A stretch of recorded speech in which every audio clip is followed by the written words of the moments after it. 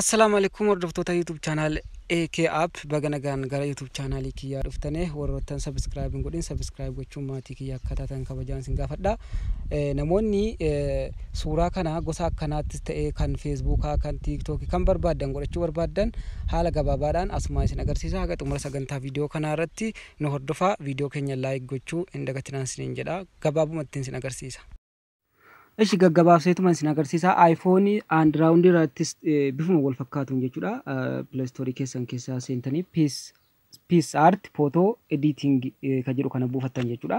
Gaafa buufattanii email isin gaafata. Email yookaan kan YouTube kan Facebook atiin seenuu dandeessan jechuudha. Karuma gabaabaadhaan hogga seentanii haala kanatti seentan jechuudha. Haala kanatti isin baasa. Gaggabaabseen isin agarsiisa.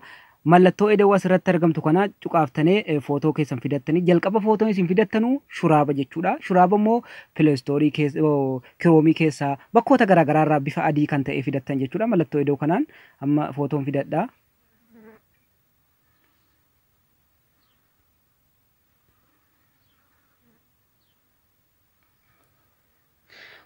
Foto ergan akkanatti fidadhee booda akkanan as barbaada jechuudha. Sana booda dabalataan add photo kan jettu kun ni jirti. Facebook keessan screenshot gootan jalqaba jechuudha. Profile Facebook keessanii screenshot gootanii achi booda profile Facebook keessanii screenshot gootani sana fidattan jechuudha.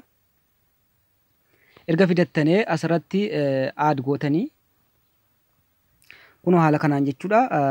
Itti buttanii croopiinis jira kuno kuttanii dheeressitanii gabaabsuu ni dandeessan jechuudha.